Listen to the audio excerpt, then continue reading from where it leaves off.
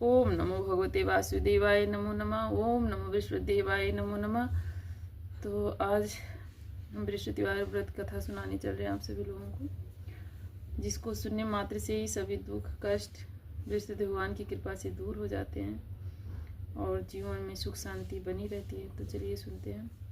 प्राचीन समय की बात है। भारतवर्ष में एक राजा राज्य करता था और बड़ा प्रतापी तथा दानी था। वह नित्य प्रति मंदिर में भगवत दर्शन करने जाता था और ब्राह्मण और गुरु की सेवा किया करता था। उसके द्वार से कोई भी याचक निराश होकर नहीं लौटता था। और प्रत्येक गुरुवार को व्रत रखता एवं पूजन करता था। हर एक दिन गरीबों की सहायता करता था, परंतु ये सब बातें उसकी रानी को अच्छी नहीं लगती थी।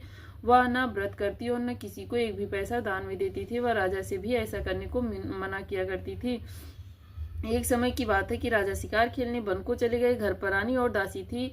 उस समय गुरु बृहस्पतिदेव साधु का रूप धारण कर राजा के दरवाजे पर भिक्षा मांगने आए और रानी से भिक्षा मांगी तो रानी कहने लगी कि हे साधु महाराज, मैं इस दान पुण्य से तंग आ गई हूँ। इस कार्य के लिए तो मेरे पतिदेव ही बहुत हैं। बाबा ऐसी कृपा करें कि मेरा सारा धन नष्ट हो जाए तथा मैं आराम से रह सकूं। साधु रूपी बृहस्पतिदेव ने कहा कि हे देवी, तुम बड़ी विचित्र हो। संतान और धन से कोई दुखी नहीं होता है, इसको सभी चाहते हैं। पापी भी पुत्र और धन की इच्छा करता है। अगर तुम्हारे पास धन अधिक हो तो भूखे मनुष्यों को भोजन करवाओ, प्याव लगवाओ, ब्राह्मणों को दान दो, कुआं तालाब बावड़ी बगीचे आदि का निर्माण करवाओ तथा निर्धनों की कुमारी कन्याओं का विवाह करो। साथ ही यज्ञ आदि करो। इस प्रकार के कर्मों से आपके कुल का और आपका नाम भी परलोक में सार्थक होगा एवं तुम्हें भी स्वर्ग की प्राप्ति होगी।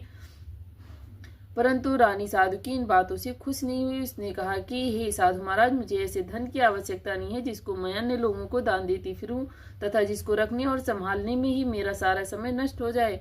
साधु ने कहा कि हे देवी, यदि तुम्हारी ऐसी इच्छा है तो जैसा मैं तुम्हें बताता हूँ तुम ऐसा ही करना। बृहस्पतिवार के दिन घर आंगन को गोबर से लीपना, अपने केसों को पीली मिट्टी से धोना, केसों को धोते समय स्नान करना, राजा से कहना कि वह हजामत करवाए, भोजन में मांस मदिरा खाना, कपड़े धोबी के यहाँ धुलने डालना। इस प्रकार 7 बृहस्पतिवार करने से तुम्हारा सारा धन नष्ट हो जाएगा। यह कहकर साधु महाराज रूपी बृहस्पतिदेव अंतर ध्यान हो गए। रानी ने साधु के कहने के अनुसार 7 बृहस्पतिवार तक वैसा ही करने का विचार किया। साधु के बताया अनुसार कार्य करते हुए केवल 3 बृहस्पतिवार ही बीते थे कि उसकी समस्त धन संपत्ति नष्ट हो गई। दोनों समय परिवार भोजन के लिए तरसने लगा तथा सांसारिक भोगों से दुखी रहने लगा। तब राजा रानी से कहने लगा कि हे रानी, तुम यहाँ पर रहो, मैं दूसरे देश को जाता हूँ, क्योंकि यहाँ पर मुझे सभी मनुष्य जानते, इसलिए यहाँ मैं कोई काम धंधा नहीं कर सकता। प्रदेश जा रहा हूँ, कोई काम धंधा करूंगा, शायद हमारे भाग्य बदल जाए। ऐसा कहकर राजा प्रदेश चला गया। वहाँ जंगल से लकड़ी काट कर लाता और शहर में बेचता। इस तरह जीवन व्यतीत करने लगा। इधर राजा के बिना